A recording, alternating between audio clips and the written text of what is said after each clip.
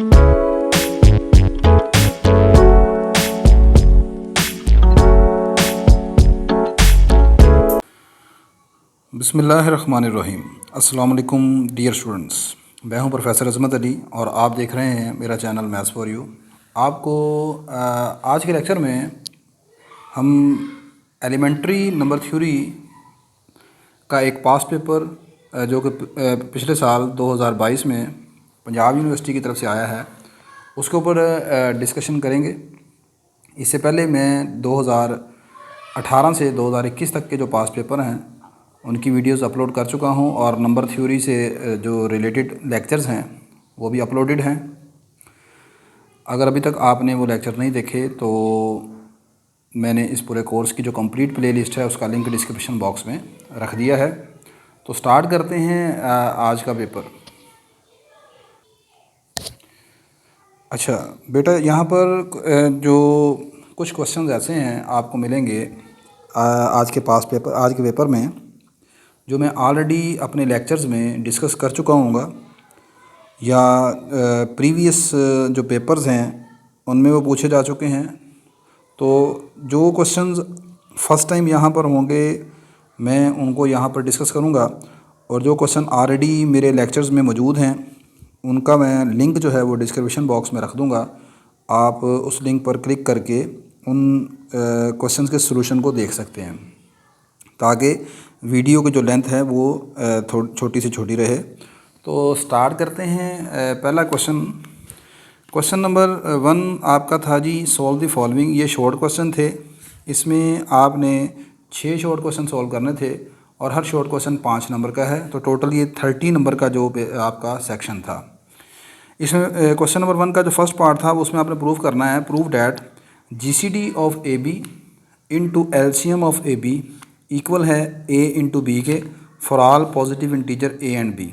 ठीक है, यानी कि ए और बी का जीसीडी निकाल लें और इधर से ए और बी का एलसीएम निकाल लें, इन दोनों का प्रोडक्ट करें तो वो प्रोडक्ट जो होगा वो ए और बी के प्रोडक्ट के बराबर होगा। तो इसका सलूशन देखते हैं। नहीं जी, तो ये आपका पहला क्वेश्चन है, प्रॉपर्टी नंबर 7 है मेरी बुक में ये। दूसरा ये कि अल्हम्दुलिल्लाह ये अल्लाह पाक का फ़ज़ल है कि मैंने ये एलिमेंट्री नंबर थ्योरी पर ये मेरी बुक आई है, मार्केट में अवेलेबल है। अगर आपको ये चाहिए हो तो आप मुझे मेरे इस कॉन्टैक्ट नंबर पर फ़ोन कर सकते हैं जो आपके सामने आ रहा है। तो क्वेश्चन ये है जी, मैंने यहाँ पर लेट कर लिया और दूसरी ये पर स्टेटमेंट लिखी हुई है। आप इसको, आपका क्वेश्चन इस स्टाइल से भी आपको पूछा जा सकता है। अच्छा, मैंने लेट कर लिया जी कि ए और बी का जो जीसीडी है वो डी के बराबर है।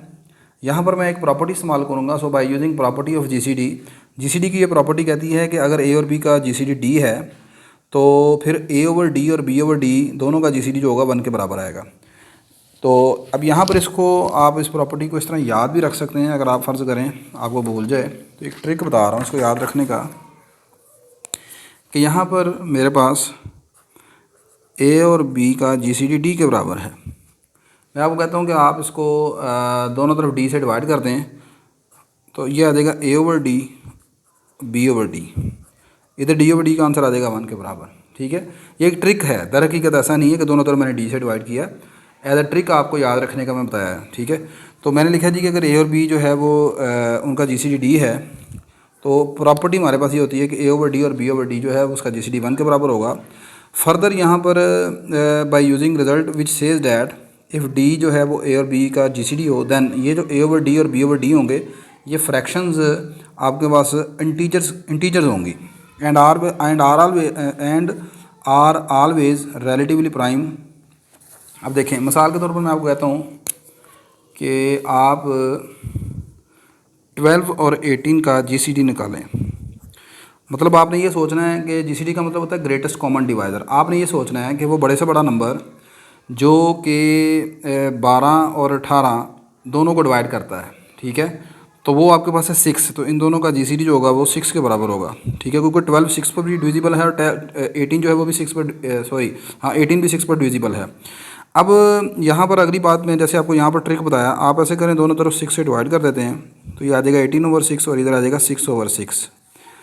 12 ओवर 6 आपके पास 2 के बराबर आ जाएगा और ये 3 के बराबर आ जाएगा।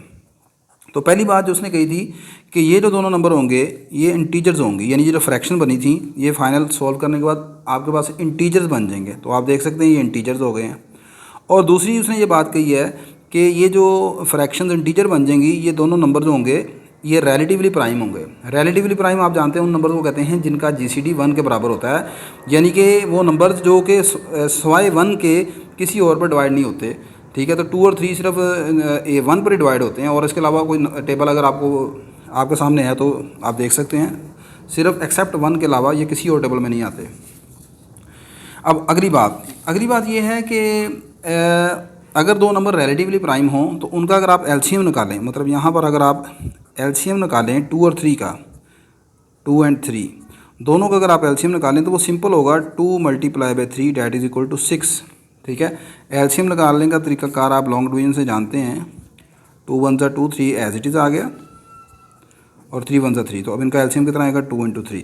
तो पता ये चला कि अगर दो नंबर रिलेटिवली प्राइम हो तो उनका एलसीएम जस्ट जो है वो उनके प्रोडक्ट के बराबर होता है। तो यही मैंने लिखा है, these numbers are relatively prime, so in this case A over D और बी ओवर डी का जो एलसीएम होगा, एलसीएम के लिए यहाँ पर जो ब्रैकेट्स लगाई जाती हैं वो ये स्क्वायर ब्रैकेट्स हैं, वो आ जाएगा जी इनका एलसीएम दोनों का प्रोडक्ट। आगे फिर मैं यहाँ पर एक प्रॉपर्टी यूज़ कर रहा हूँ, next by using the property number 6 of LCM. अब प्रॉपर्टी नंबर 6 ऑफ एलसीएम क्या है, यहाँ पर मैंने लिखी है,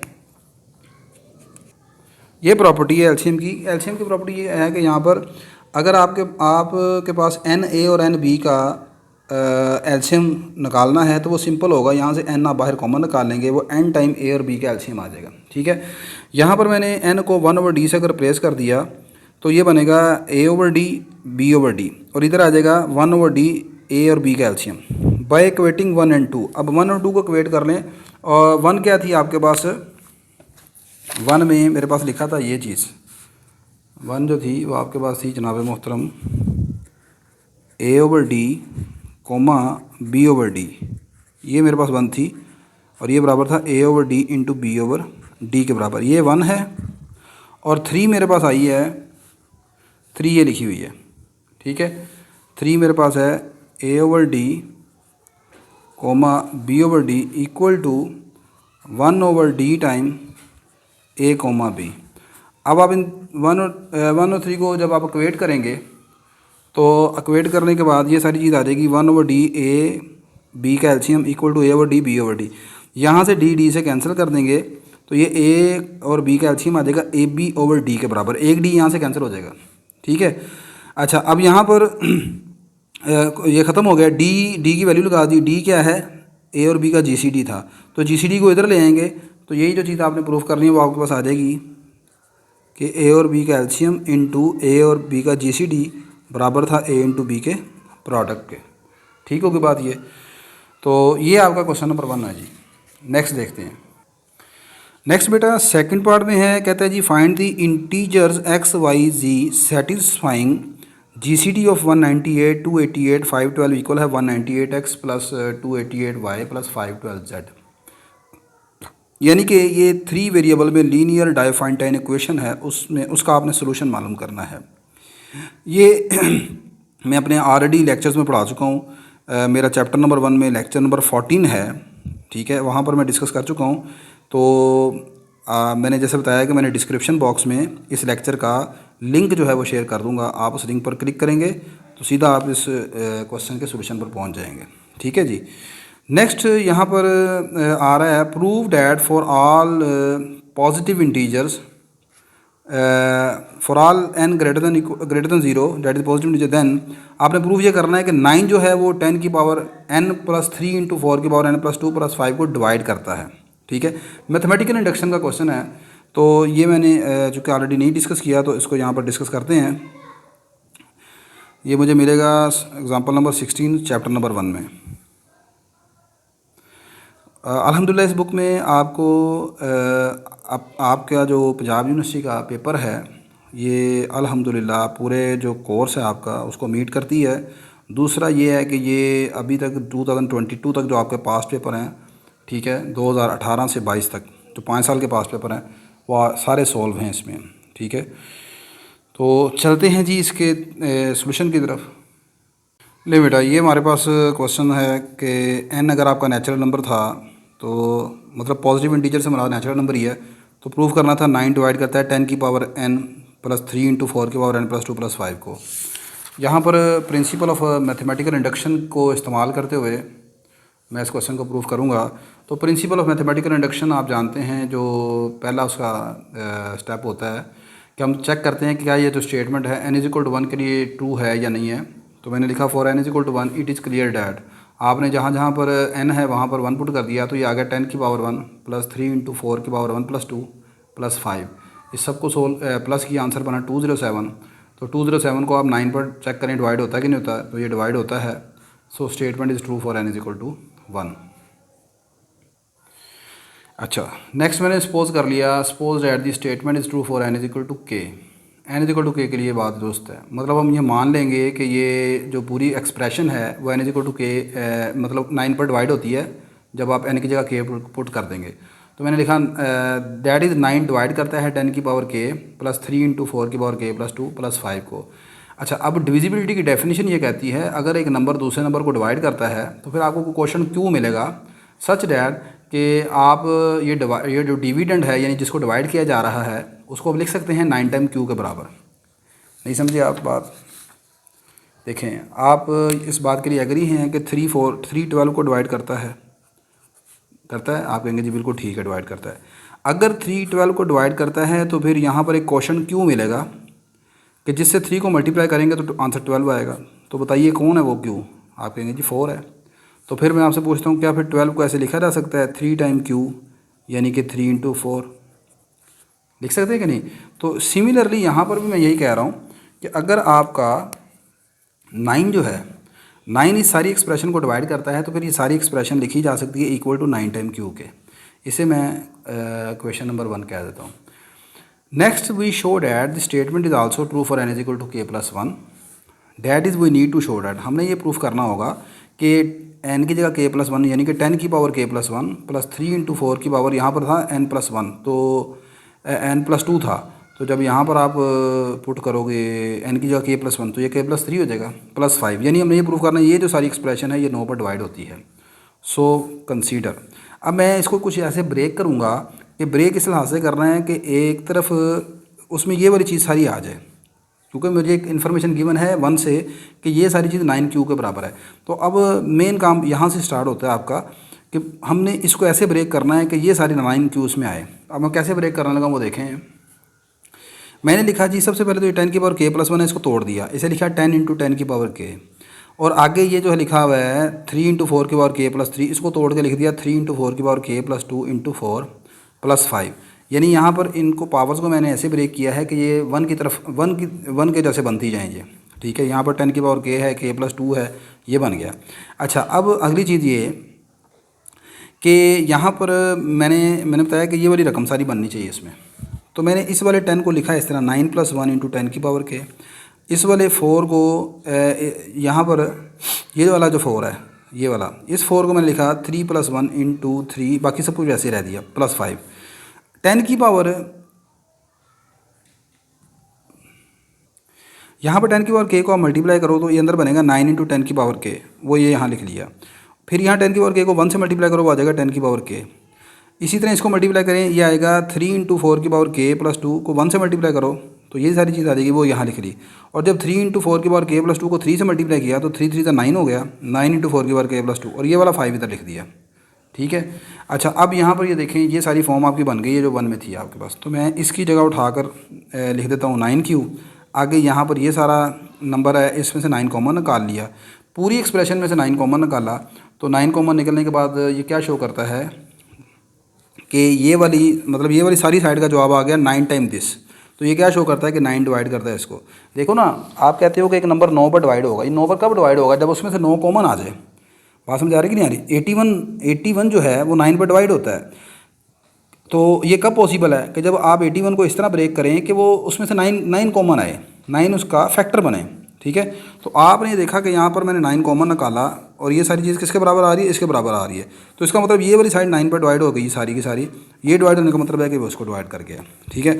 so statement is true for n is equal to k plus 1 whenever statement is true for n is equal to k। Hence by mathematical induction statement is true for all n belong to n, ठीक है। तो ये हमारा हो गया जी question number 1 का third part. Next question number 1 का fourth part देखते हैं।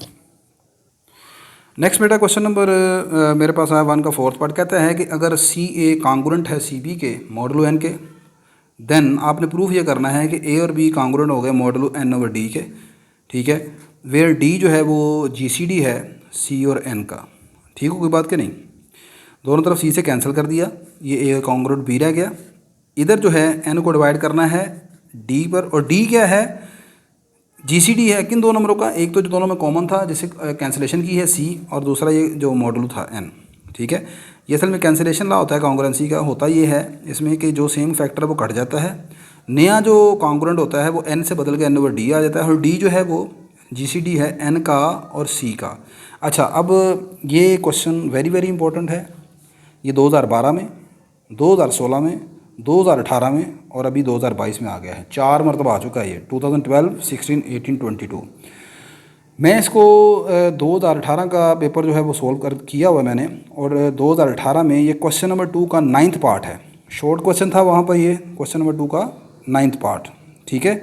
तो वहाँ पर मैं इसका 2018 का जो पेपर है उसका लिंक भी साथ रख दूँगा, ठीक है। आपने जाकर इसका आंसर देखने के लिए कहाँ से देखेंगे, 2018 का पेपर खोलेंगे, उसमें क्वेश्चन नंबर 2 का जो 9th पार्ट होगा शॉर्ट क्वेश्चन में, वो आपका पास ये वाला क्वेश्चन है, ठीक है। तो आई होप कि आप वहाँ से देख लोगे। नेक्स्ट जनाब एक मोहतरम क्वेश्चन आपका है 5th पार्ट। कहता है prove that an integer n greater than 1 is prime. आपने प्रूफ करना है कि अगर एक इंटीजर जो 1 से बड़ा है वो प्राइम होगा if and only if n-2 का जो फैक्टोरियल है वो कांग्रुएंट हो 1 के मॉडुलो n के। क्या कहता है, कहता है अगर एक n प्राइम है तो वो इस शर्त को पूरा करेगा कि n-2 का फैक्टोरियल कांग्रुएंट होगा 1 के मॉडुलो n के, और अगर ये शर्त पूरी होती है तो फिर n जो है वो प्राइम है। आई होप कि आपको बात समझ आ रही होगी। जैसे नहीं समझ आई तो चले मैं यहाँ पर आपको समझा देता हूँ। देखें यहाँ पर मैंने लिख के रखा हुआ है ताकि काम जल्द से जल्द हो जाए। मेरे पास देखो n31 है, 31 है। 31, 31 क्या होता है, प्राइम नंबर होता है ना। तो आपने अब गौर करना है कि ये जो 31 है अगर n प्राइम है तो क्या वो इस शर्त को पूरा करता है कि इसमें से 2 को माइनस कर दिया जाए, और 2 को माइनस करके इसका जो फैक्टोरियल आता है वो जो है 1 के कांग्रुएंट होना चाहिए। अच्छा, 31 तो खैर बड़ा नंबर, बहुत बड़ा नंबर है, क्योंकि 31 में से 2 माइनस किया, बाकी बना 29 का फैक्टोरियल। अब 29 का फैक्टोरियल 1 के कांग्रुएंट है मॉडुलो 31 के, ये थोड़ा सा मुश्किल हो जाएगा, तो इतना टाइम नहीं है। मैं छोटा नंबर लेता हूँ, जैसे 7 है, 7 प्राइम नंबर है, 7 में से 2 माइनस किया, अब आंसर बनेगा 5 का फैक्टोरियल। आपने चेक करना है कि 5 का फैक्टोरियल जो है वो 1 के कांग्रुएंट है कि नहीं है। 5 का फैक्टोरियल होता है 120, तो 120 को देखना है कि क्या वो 1 के कांग्रुएंट है कि नहीं। तो कैसे पता चलेगा, देखो जी, आपने कांग्रुएंसी की डेफिनेशन पढ़ी है, आप जानते हैं कि ए जो है वो बी के कांग्रुएंट होगा मॉडुलो एन के लिहाज से, ए जो है वो बी के कांग्रुएंट होगा मॉडुलो एन के लिहाज से, गौर से सुनिएगा, मॉडुलो एम के लिहाज से, या एन कर लें चले। अगर एम जो है वो इन दोनों के डिफरेंस को डिवाइड करता है, एम जो है वो इन दोनों के डिफरेंस को डिवाइड करता है, तो 5 का फैक्टोरियल जो है 1 के कांग्रुएंट होगा अगर यानी 120, 5 का फैक्टोरियल 120, अगर 120 और 1 इन दोनों का जो डिफरेंस है वो 7 पर डिवाइड हो जाए, तो 120 में से एक निकालें, बाकी बच गया 119। 119 को आप 7 पर डिवाइड करें, पूरा पूरा डिवाइड हो जाता है, ठीक है। ये 7 7 49, बाकी रह गया 0, 17 पर डिवाइड हो जाता है। ये बात समझ आ गई कि नहीं आ गई। तो ये इस थ्योरम में कहा जा रहा है, ठीक है। यहाँ पर अब मैं एक थ्योरम का इस्तेमाल करूँगा, डैट इज़ विल्सन थ्योरम। अब विल्सन थ्योरम जो है शायद आपने नहीं पढ़ा होगा, तो इसको अगर आप पढ़ना चाहते हैं तो मुझे बताइएगा, मैं ये इसको भी अपलोड कर दूँगा, ठीक है। अच्छा जी, अब कहता है क्या है, कहता है मैंने लिखा है as been ordered Wilson theorem states that a natural number n is prime if and only if n-1 का फैक्टोरियल कांग्रुएंट होता है -1 के मॉडुलो n के। आसान सा प्रूफ है, इसका मुश्किल नहीं है, सिर्फ विल्सन थ्योरम की आपने स्टेटमेंट याद रखनी है। विल्सन थ्योरम ये कहता है, हमने प्रूफ करना है कि n-2 का फैक्टोरियल 1 के कांग्रुएंट है। विल्सन थ्योरम ये कहता है कि n प्राइम होगा if and only if n-1 का फैक्टोरियल -1 के कांग्रुएंट हो मॉडुलो n के लिहाज से। लो जी, मैंने यहाँ पर n-2 के फैक्टोरियल तक पहुँचना है, तो मैंने क्या किया, n-1 के फैक्टोरियल को ब्रेक कर दिया। इसे लिखा, फैक्टोरियल ब्रेक करने आता ना, कैसे ब्रेक करते हैं, पहले वो नंबर लिखते हैं फिर उसमें से एक कम कर देते हैं। तो n-1 लिखा, फिर इसमें से एक कम किया, तो n-2 का फैक्टोरियल बन गया, कॉन्ग्रुएंट टू -1 आ गया। अच्छा, अब आगे मुझे सिर्फ यहाँ पर चाहिए n-2, यहाँ पर है n-1, मैंने क्या लिखा है, एज n-1 कॉन्ग्रुएंट है मॉडलू, कॉन्ग्रुएंट है -1 के मॉडलू n के। मैंने लिखा है कि जनाब मोहतरम, आपके पास ये जो नंबर है n-1, ये कॉन्ग्रुएंट है -1 के मॉडलू n के लिहाज से। कैसे, आप चेक करके देख लो, n डिवाइड करता है इन दोनों के डिफरेंस को। कॉन्ग्रुएंस की डेफिनेशन आपके पास जहन में होनी चाहिए। ए और बी कॉन्ग्रुएंट कब होंगे, जब इन दोनों का डिफरेंस m पर डिवाइड होगा। ये दोनों कॉन्ग्रुएंट कब होंगे, जब इन दोनों का डिफरेंस जो है वो इस n पर डिवाइड होगा। तो आप चेक करके देख लो, क्या ये डिवाइड नहीं होता, n डिवाइड करता है, ये आ जाएगा -1 माइनस +1, तो -1 +1 क्या हो गया, ये कट गया, बाकी क्या रहेगा, सिर्फ n। तो n को डिवाइड नहीं करता है। तो यही मैंने लिखा है कि n-1 कॉन्ग्रुएंट है -1 के। तो यहाँ पर फिर मैंने लिखा एज n-1 कॉन्ग्रुएंट है -1 के मॉडलो n के। तो फिर यहाँ से ये वाली जो सारी चीज़ है n-1, उसकी जगह मैंने ये जिसके कॉन्ग्रुएंट है -1, वो उसकी जगह वो लिख दिया, बाकी रहेगा n-2 वैसे ही, -1 वैसे ही मॉडलो n आ गया। -1 को -1 से कैंसिल कर दिया दोनों साइडों से, बाकी क्या रहेगा, n-2 कॉन्ग्रुएंट है 1 के। यही हमने प्रूफ करना था एज रिक्वायर्ड। ठीक है, नेक्स्ट इसका छठा पार्ट देखते हैं। नेक्स्ट बेटा, इसका छठा part, last short question, determine the solution of the polynomial congruence. ये क्वाड्रेटिक कॉन्ग्रुएंस आपने सॉल्व करना है। ठीक है, ये अभी मैं लेक्चर आप अपलोड किया है, आप उसको देख सकते हैं। सॉल्यूशन ऑफ क्वाड्रेटिक कॉन्ग्रुएंसेस में चैप्टर नंबर 7 है, चैप्टर नंबर 2 है सॉरी, और लेक्चर नंबर 7 है। मतलब ये है जी सारा। आपने चैप्टर नंबर 2 में जाना है, लेक्चर नंबर 7 है, सॉल्यूशन ऑफ क्वाड्रेटिक कॉन्ग्रुएंसेस है, उसको देखना आपने। ठीक है, और अदरवाइज़ मैंने बताया कि मैं इसका लिंक शेयर कर दूंगा, आप उसको क्लिक करके भी ढूंढ सकते हैं, सीधे वहाँ पर पहुँच सकते हैं। हमारे शॉर्ट क्वेश्चन कंप्लीट हो गए बेटा। नेक्स्ट अब हम मूव करते हैं इनके लॉन्ग क्वेश्चन की तरफ। आपने 3 लॉन्ग क्वेश्चन यहाँ पर अटैम्प्ट कर रहे हैं। हर लॉन्ग क्वेश्चन जो है वो 10 नंबर का है, तो 30 नंबर का ये पेपर है, आपका सेक्शन है। पहला क्वेश्चन नंबर 2 कहता है, show that for given integer a b c GCD of A b c बराबर है 1 के, यानी ये ए और बी सी दोनों रिलेटिवली प्राइम हैं। इफ़ एंड ओनली इफ़, अगर ए बी का GCD 1 हो और GCD का ए सी का GCD 1 हो, तो आपने प्रूफ करना है कि ए और बी सी का GCD भी 1 होगा। और अगर ये 1 के बराबर है तो फिर आपने ये प्रूफ करना है। बात समझ आ रही कि नहीं आ रही? कहता है अगर ए और बी सी का GCD 1 के बराबर है तो फिर आप ये दोनों चीज़ें प्रूफ करेंगे, और अगर ये दोनों चीज़ें आप लेट करते हैं तो फिर आपने ये प्रूफ करना है। यहाँ पर जो इंपॉर्टेंट चीज़ आपने सपोज करके चलनी है वो ये है, सिर्फ याद रखिएगा गौर से, अब बात को गौर से सुनना है आपने। देखें, अगर मेरे पास ए और बी का GCD 1 के बराबर है, तो GCD की जो प्रॉपर्टी होती है, properties of GCD, 1 can be written as 1 can be written as 1 can be written as linear combination of a and b. तो आप 1 को ए और बी के लीनियर कम्बिनेशन के तौर पर लिख सकते हो। लीनियर कम्बिनेशन का मतलब क्या है? लीनियर कम्बिनेशन का मतलब है कि आपको 2 पॉजिटिव इंटीजर मिलेंगे सच डैट कि आप ax प्लस बी वाई निकालेंगे, ये वाली form ax plus b y form, तो ये आंसर सारा 1 के बराबर आएगा। मिसाल के तौर पर अगर ए और बी का जो GCD है मैं कहता हूँ 10 के बराबर है, तो फिर 10 जो है वैसे लिखा जाएगा, 10 बराबर आएगा ax plus b y equal to 1। ठीक है, तो GCD की जो प्रॉपर्टी है, आपने ए और बी सी है, आप कहते हो इसका GCD 1 के बराबर है, तो फिर मेरे पास 2 इंटीजर मिलेंगे, आर और एस रख लेते हैं उनका नाम, कि ए आर और बी सी को एस से मल्टीप्लाई करेंगे तो आंसर 1 के बराबर आएगा। ठीक है, मतलब जौन सा भी GCD होगा वो उसका GCD 1 है, 10 है, 9 है, 8 है, 100 है, K है, P है, जो भी है, वो जो GCD है ना उसको आप इस तरह लिख सकते हो। मिसाल के तौर पर मैं कहता हूँ इसका GCD का नाम GCD है, तो यहाँ पर भी GCD को ऐसे लिख सकते हो। ठीक है, बस ये कंसेप्ट है इसमें, और कोई मुश्किल नहीं है। तो इसको देखते हैं आप। अच्छा जी, सपोज डैट मैं ये लेट करके चलता हूँ कि इन दोनों का जीसीडी 1 के बराबर है। Suppose that GCD of A B equal to 1 है और ए सी का जीसीडी भी 1 के बराबर है। वी विल शो डैट के ए और बी सी का जीसीडी 1 के बराबर है। ये हम प्रूफ करेंगे, ठीक है। अगर ए और बी का जीसीडी 1 है तो जैसे मैं अभी आपको बता चुका हूँ कि फिर 1 को आप इनके लीनियर कम्बिनेशन के तौर पर लिख सकते हो। So there implies that there exist integer x y such that कि 1 can be written as a x plus b y form. इसे मैंने 1 कह दिया। सिमिलरली अगर ए सी ए और सी का जीसीडी भी 1 के बराबर है तो फिर आपको इंटीजर मिलेंगे यू और वी। उनका नाम यू और वी रख लेंगे हम। सच डैट कि ए टाइम यू और सी टाइम वी बराबर फिर किसके होगा, 1 के। ये 1 और 2 आ गया। अब मैंने प्रूफ ये करना है कि ए और बी सी का जीसीडी 1 के बराबर है। ए और बी सी का जीसीडी 1 के बराबर है।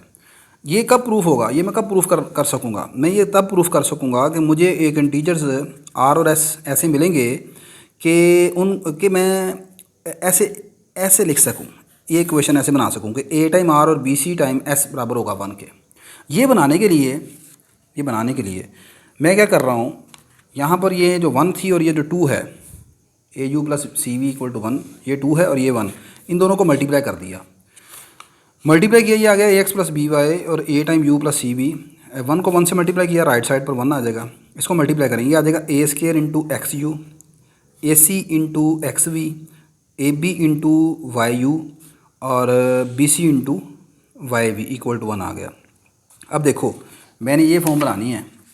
मैंने निकालना है जीसीडी किसका, ए और बीसी का। तो एक हिस्सा वो बनाऊंगा जिसमें सिर्फ ए आए और एक हिस्सा वो बनाऊंगा जिसमें सिर्फ बीसी आए। तो ए देखो कितनी रकमों में है, 1 2 3, इन 3 रकमों में से ए कॉमन निकाल लिया। ये आ गया ए एक्स यू अंदर plus c x v plus b u भी, और आखिरी रकम बी सी लिखा और आगे वाई वी लिख दिया, ठीक है। अब ए के साथ ये जो सारी ब्रैकेट है ये क्या है, सारी इंटीजर्स हैं, और आगे बी सी के साथ ये वाई वी, ये भी क्या है, इंटीजर्स हैं। क्यों, वाई भी क्या इंटीजर था, वी भी एक इंटीजर है। तो इंटीजर का इंटीजर के साथ प्रोडक्ट क्या होता है, वो भी इंटीजर होता है। तो ये सारी चीज़ इंटीजर, ये भी इंटीजर। 3, इसे 3 कह दिया। 3 shows the linear combination of a and b c. So G C D of A b c equal to 1 के बराबर आ गया। कन्वर्सली अब सपोज करते हैं कि इसका जी सी डी 1 के बराबर है, तो मैं ये प्रूफ करूँगा कि सेपरेटली ए और बी का जी सी डी भी 1 के बराबर है और ए और सी का जी सी डी भी 1 के बराबर है। तो मैं इसी को अगर ये 1 इसका जी सी डी 1 के बराबर है तो मैं फिर लिख सकता हूँ 1 को ऐसे, मेरे पास इंटीजर आर और एस मिलेंगे सच डैट कि r a plus s time b c किसके बराबर होगा, 1 के बराबर होगा। लो जी, मैं 4 को 2 मरतबा लिखूँगा। किस स्टाइल से, देखो ज़रा। जब मैंने ये प्रूफ करना है कि ए और बी का जी सी डी 1 के बराबर है, तो फिर मैं ऐसे लिखूँगा। पहले ये आ गया, ए इधर लिखा, फिर ये आर आ गया। अब जो कि यहाँ पर इसमें शामिल है बी, तो मैं बी को बाहर लिखूँगा, एस सी को अंदर लिख दूँगा। तो ये आ गया a r plus b time s c equal to 1। तो ये क्या है, ये एक लीनियर कम्बिनेशन फॉर्म है। तो अगर ये लीनियर कम्बिनेशन फॉर्म है तो दिस इंप्लाइज ए और बी का जी सी डी 1 के बराबर है। ठीक हो गई बात कि नहीं? अच्छा, अगेन अब मैंने ए और सी लिखना है, तो फिर क्या करूँगा, मैं दोबारा फिर लिखूँगा ए टाइम आर और इस मतलब सी को बाहर लिखूँगा और एस भी अंदर लिख लूँगा equal to 1। This implies G C D of a c equal to 1 के बराबर, which is required to proof. ठीक हो गई ये बात। नेक्स्ट आपने प्रूफ करना है, क्वेश्चन नंबर 3 है, determine all solution in the positive integers of the following Diophantine equation this. Diophantine equation के ऊपर मैं बहुत ज़्यादा वीडियोस अपलोड कर चुका हूँ, ठीक है। तो यहाँ पर मैं सिर्फ आपके साथ सोल्यूशन शेयर कर रहा हूँ, काफ़ी लंबा चौड़ा है ये, ठीक है। तो आई होप कि आपको यहाँ से देख कर ये पता चल जाएगा। मैं इसको जूम लेवल इसका थोड़ा सा कम कर देता हूँ, ठीक है। तो ले जी, ये हमारे पास सोल्यूशन है। तो आप इसको वीडियो को रोक कर ज़रा देख सकते हैं सारा, ठीक है। और अगर सपोज़ आपको लीनियर डायफॉन्टेन इक्वेशन सॉल्व नहीं करने आती तो फिर आप ऐसा करें, मेरे चैप्टर नंबर 1 में लीनियर डायफॉन्टेन इक्वेशन को सॉल्व कैसे करते हैं, आप पहले वो लेक्चर जाकर देख लीजिएगा। जब वो देख लेंगे तो फिर आपको ये सारी चीज़ें मिल जाएंगी, क्योंकि यहाँ पर अगर मैं इसको डिटेल से बताऊँगा तो ये अच्छा खासा टाइम ले जाएगी, ठीक है। तो मैं नहीं चाहता कि वीडियो की लेंथ बेवजह जो है वो इंक्रीज़ कर जाए। नेक्स्ट देखते हैं क्वेश्चन नंबर 4। ले जी, क्वेश्चन नंबर 4 में आपसे कहा जा रहा है आपने परफेक्ट नंबर, मर्सने नंबर और फर्मट नंबर के ऊपर डिस्कशन करनी है। इनके दरमियान फ़र्क बताना है क्या क्या होता है। तो ये चीज़ भी मैं ऑलरेडी डिस्कस कर चुका हूँ। मेरा लेक्चर नंबर आप 2 देखेंगे चैप्टर नंबर 2 में, ठीक है। मैं उसका लिंक आपके साथ शेयर कर दूँगा। नीचे ये जो पब्लिशर्स हैं उन्होंने अपना नंबर लिखा हुआ है और कह रहे हैं कि जी घर बैठे किताब हासिल करें डॉगर वालों की तरफ से। ये ऑनलाइन ऑर्डर है उनका। आप उनको इस नंबर पर कॉल कर सकते हैं और मेरा बताइएगा कि जी जो प्रोफेसर अजमत साहब ने एलिमेंट्री नंबर थ्योरी की किताब लिखी है वो हमें चाहिए। तो अगर आपको चाहिए होगी तो वो आपको ख़ुद ही डिलीवरी कर देंगे। ये उनका नंबर है, ठीक है जी। तो आई होप कि आज का लेक्चर जो है वो आपको समझ आया होगा, ठीक है, और आपकी कुछ हेल्प हुई होगी। अगर ये चीज़ आपके लिए कुछ थोड़ी सी हेल्पफुल है, ठीक है, तो लाजमन आप इसे शेयर कीजिएगा अपने, और मेरे चैनल को भी सब्सक्राइब कीजिएगा और अपने दूसरे दोस्तों को बताइएगा। तो इंशाल्लाह नेक्स्ट लेक्चर में आपसे दोबारा मुलाकात होती है। तब तक के लिए मुझे इजाज़त दीजिए। अल्लाह हाफ़िज़।